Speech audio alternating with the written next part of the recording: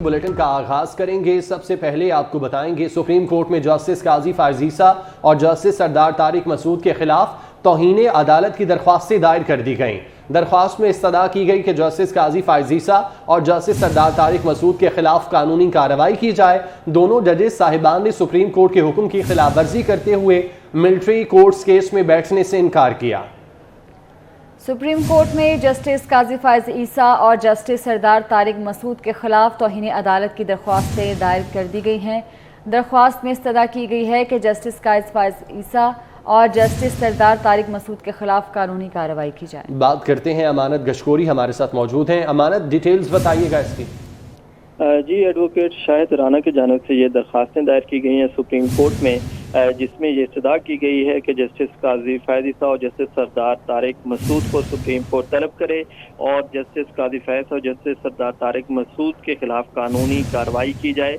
जबकि ये भी इस्तदा की गई है कि जस्टिस काजी फायज ईसा और जस्टिस सरदार तारिक मसूद से सुप्रीम कोर्ट के हुक्म अदूली से मुतालिक जवाब भी दोनों जजेस साहिबान से तलब किया जाए।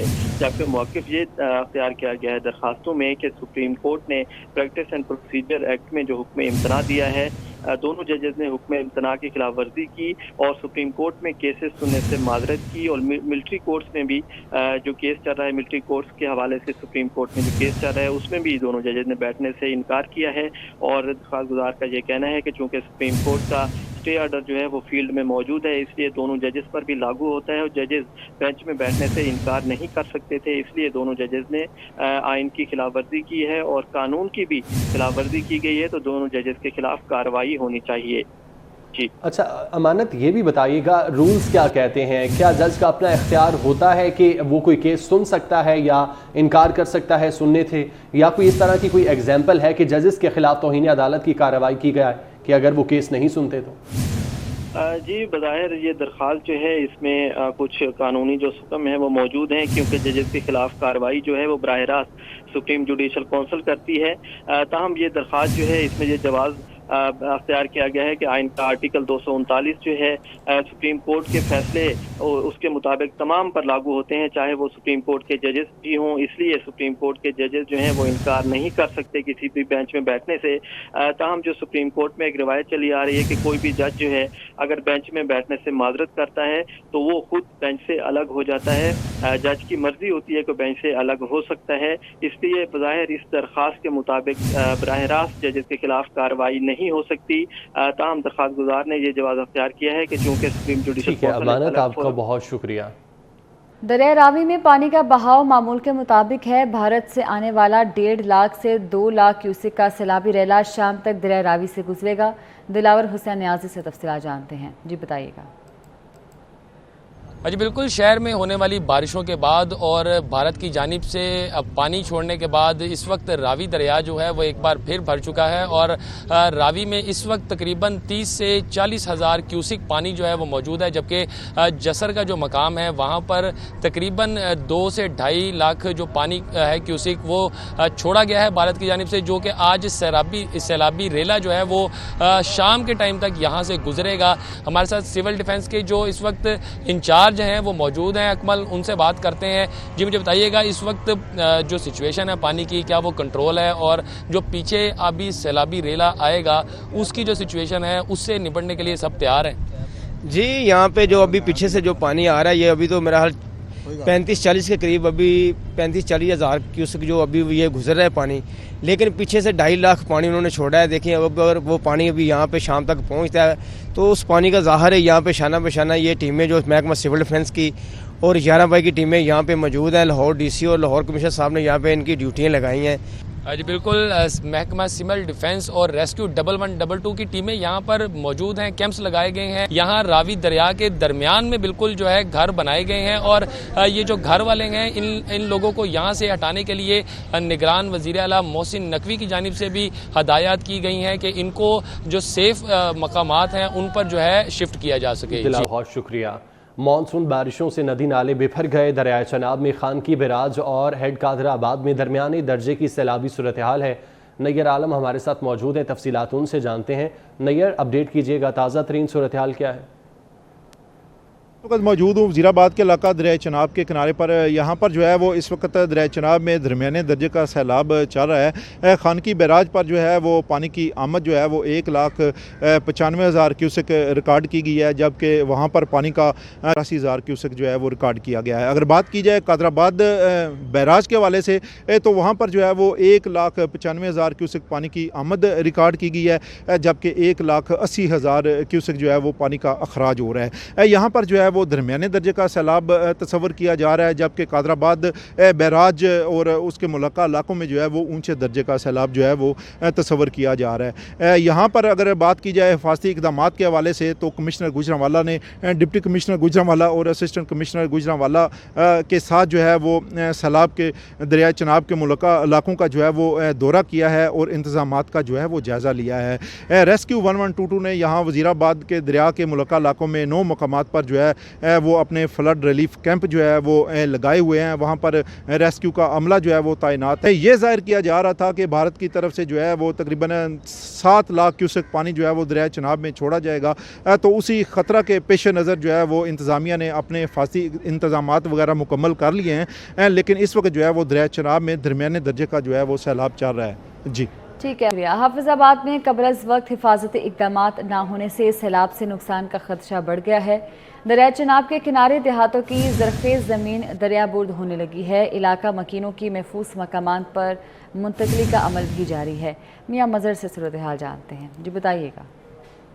हाफिजाबाद में दरिया चनाब के किनारे जो देहात हैं इनमें खून रफ्ता, जलालपुर, पट्टियाँ, भट्टी चक, कोट कादर बख्श और दीगर की बस्तियों को ज़रखेज़ ज़मीन आंखों देखते ही दरियाबुर्द होने लगी। ये इलाका पहले ही शदीद ज़मीनी कटाव का शिकार था, लेकिन क़िबल वक्त हिफाजती बंद न बनाने की वजह से हालिया सैलाबी पानी ने ज़मीनी कटाव के अमल को मज़ीद तेज़ कर दिया है। मुख्तलिफ हुकूमती अदवार में भी इस ज़मीनी कटाव को रोकथाम के लिए बुलंदो बाला वादे तो किए गए, मगर वफा न हो सके। दरिया के किनारे कीमती ज़रूरी ज़मीनों को तबाह होते हुए देखकर इलाका मकीनों ने हुकूमत की जानब से हालिया बजट में ज़राअत पर मुख्तस की गई रकम में से इस मनसूबे को जल्द मुकम्मल करने की अपील की है और इसलिए इंतजामिया से दरख्वास्त की है कि जो है इस बंद को आइंदा आने वाले मुस्ताब के पहले जो मुकम्मल कर लिया जाए, ताकि जो करोड़ों रुपए की ज़मीन है और फसलें जो है वो दरियाबुर्द ना हो सकें।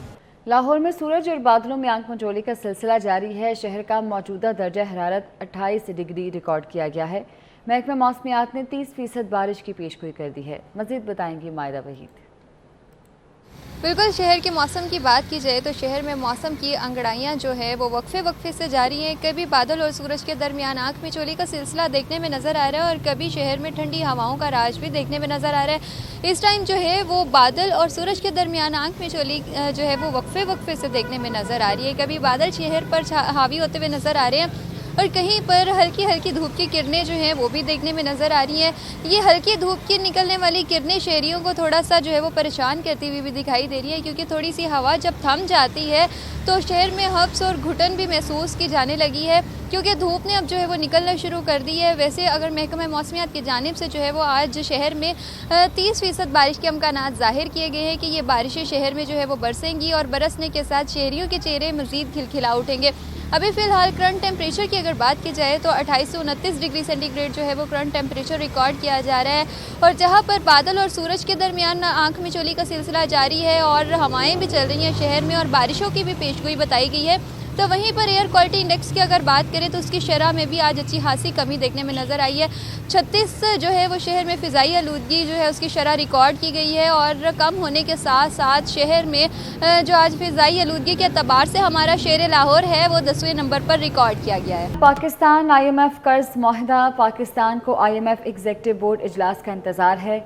IMF की वेबसाइट पर पाकिस्तान से मुतल्लिक एग्जीक्यूटिव बोर्ड मीटिंग का शेड्यूल ताहाल मौजूद नहीं है। IMF हुकाम के मुताबिक एग्जीक्यूटिव बोर्ड का इजलास 12 जुलाई को ही होगा। वजारत ख़जाना हुकाम के मुताबिक IMF मुआहिदे के बाद दोस्त ममालिक से $8 अरब फाइनेंसिंग का प्लान पहले ही भिजवा चुके। बात करते हैं वकास अजीम से। वकास बताइएगा। जी, पाकिस्तान और IMF के दरमियान $3 अरब का नया कर्ज मुआहदा तय पा चुका है और इसकी मंजूरी एग्जीक्यूटिव बोर्ड ने दी है। ताहम अभी तक एग्जीक्यूटिव बोर्ड ने 12 जुलाई को पाकिस्तान से मुताल्लिक अपनी मीटिंग का शेड्यूल जारी नहीं किया और इसकी वेबसाइट पर इस तरह का कोई शेड्यूल जारी नहीं किया गया। लेकिन IMF के हुकाम का ये कहना है कि 12 जुलाई को एग्जीक्यूटिव के बोर्ड पाकिस्तान के $3 अरब कर्ज की मुआहदे की मंजूरी दे देगा, क्योंकि हुकूमत पाकिस्तान ने IMF को $8 अरब बैरूनी फाइनेंसिंग का पहला प्लान जो है वो भिजवा दिया है, जिसमें चीन से $3.5 अरब मिलने का इम्कान है, सऊदी अरब से $2 अरब, UAE से $1 अरब और एशियाई तरक्याती बैंक और आलमी बैंक से $50 करोड़ मिलेंगे। इसी तरह जनीवा कॉन्फ्रेंस में ऐलान करदा $35 करोड़ भी पाकिस्तान आ जाएंगे। और ये जो नया मुआहदा किया गया है, इसके लिए IMF और पाकिस्तान के दरमियान 3 जायजे होंगे। जैसे ही एग्जीक्यूटिव बोर्ड का इजलास होगा तो उसके फौरन बाद पाकिस्तान को $1 अरब से ज्यादा की पहली किस्त मिल जाएगी।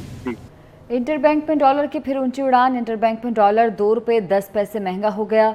इंटरबैंक में डॉलर ₹277.90 से बढ़कर ₹280 पर पहुंच चुका है। आपको बता रहे हैं इंटरबैंक में डॉलर की फिर ऊंची उड़ान है। तफसीलात जानते हैं अशरफ खान से। जी अशरफ, बताइएगा।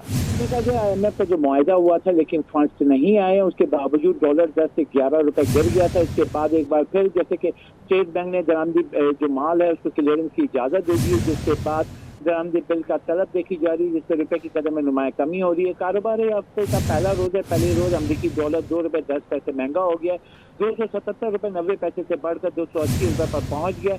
यहाँ पे माहिरीन का कहना है कि दरामदी बिल की तरफ पर जो रुपए पर प्रेशर देखा जा रहा है, साथ ही देखा जा रहा है 12 जो जुलाई है उसमें IMF के बोर्ड का इजलास होगा, जिसमें इजलास में मंजूरी दी जाएगी, जिसके बाद ही जो है रुपए की कदर में बेहतरी का इम्कान है।